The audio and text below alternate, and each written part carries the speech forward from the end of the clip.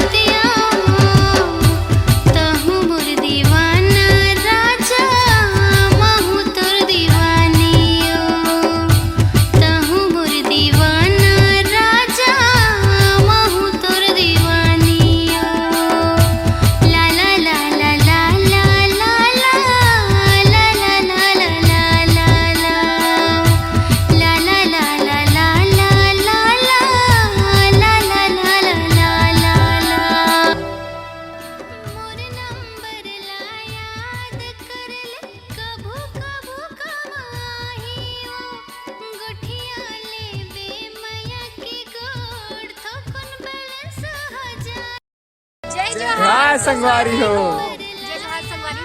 अगर आप मतलब हमारे ये वीडियो अच्छा लगत है तो हमारे वीडियो ला लाइक कमेंट और शेयर जरूर करियो। मोर चैनल नीलम पैटर्न करके चैनल सब्सक्राइब भी जरूर जरूर जरूर करियो।